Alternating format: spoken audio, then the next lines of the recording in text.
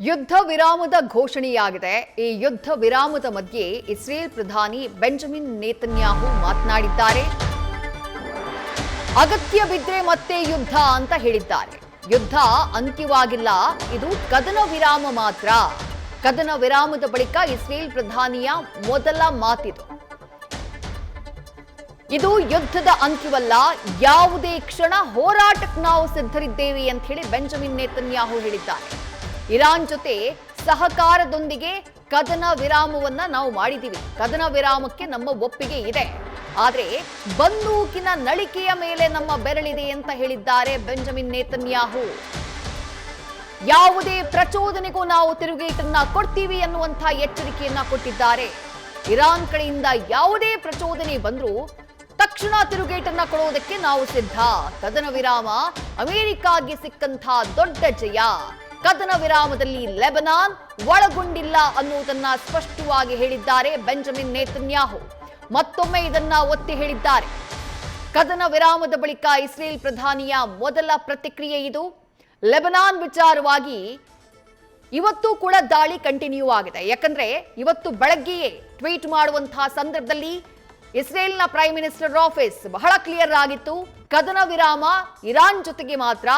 ಲೆಬನಾನ್ನಲ್ಲಿ Hezbollah ಉಗ್ರರು ಇವತ್ತಿಗೂ ಕೂಡ ಅವರು ಆಕ್ಟಿವ್ ಆಗಿದ್ದಾರೆ. ಹಾಗಾಗಿ ಅಲ್ಲಿಗೆ ಕದನ ವಿರಾಮ ಇಲ್ಲ ಅನ್ನುವುದನ್ನ ಹೇಳಿತ್ತು.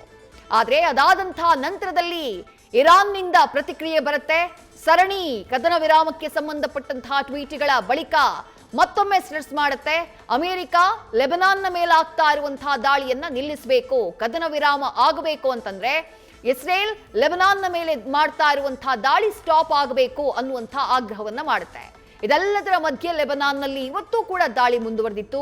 ಇದುವರೆಗೂ ಲೆಬನಾನ್ನಲ್ಲಿ ಸಾವಿರಾರು ನಾಗರಿಕರು ಪ್ರಾಣವನ್ನ ಕಳ್ಕೊಂಡಿದ್ದಾರೆ. ಲೆಬನಾನ್ನ ಕೆಲ ಪ್ರಾಂತ್ಯಗಳ ಮೇಲೆ ಇಸ್ರೇಲ್ನ ಸೇನೆ ತನ್ನ ಹಿಡಿತವನ್ನ ಸಾಧಿಸುವಲ್ಲಿ ಸಕ್ಸಸ್ ಆಗಿದೆ.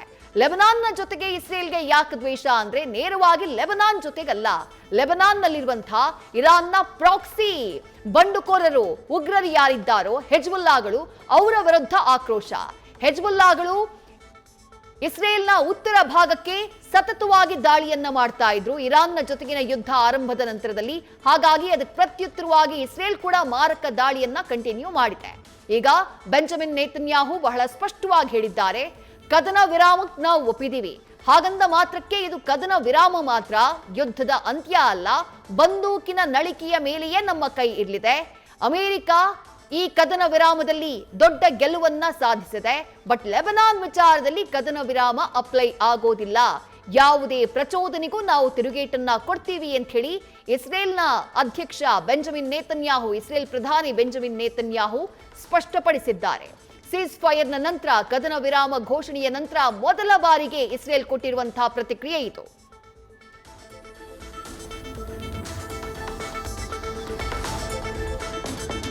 ಇನ್ನು ಕದನ ವಿರಾಮದ ಘೋಷಣೆಯ ಮಧ್ಯೆಯೇ ಲೆಬನಾನ್ನ ಬೈರುತ್ ನಗರದ ಮೇಲೆ ಸತತವಾಗಿ ದಾಳಿ ನಡೀತಾನೆ ಇದೆ. ಇವತ್ತು ಮತ್ತೆ ದಾಳಿಯಾಗಿದೆ. ಇವತ್ತಿನ ದಾಳಿಯಲ್ಲಿ ಸುಮಾರು 80 ಜನ ಸಾವನ್ನಪ್ಪಿರುವ ಬಗ್ಗೆ ಮಾಹಿತಿ ಇದೆ. ಈ ಎಲ್ಲ ದಾಳಿಗಳ ಮಧ್ಯೆ ಲೆಬನಾನ್ನ ಮೇಲೆ ಆಗ್ತಾ ಇರುವಂತಹ ಅಟ್ಯಾಕ್ನ ಜಾಗತಿಕವಾಗಿ ಕೆಲ ರಾಷ್ಟ್ರಗಳು ಈಗಾಗಲೇ ಖಂಡಿಸಿದ್ದಾವೆ. ಆದರೆ ಏಪ್ರಿಲ್ 10ನೇ ತಾರೀಕು ಇಸ್ಲಾಮಾಬಾದ್ನಲ್ಲಿ ನಡೆಯುವಂತಹ ಕದನ ವಿರಾಮದ ಮಾತುಕತೆಯಲ್ಲಿ ಲೆಬನಾನ್ ಕೂಡ ಭಾಗಿಯಾಗುತ್ತೆ ಎನ್ನುವಂಥ ಮಾಹಿತಿ ಇದೆ. ಬಟ್ ಇಸ್ರೇಲ್ಗೆ ಯಾವುದೇ ರೀತಿಯಾದಂತಹ ಆಹ್ವಾನ ಹೋಗಿಲ್ಲ.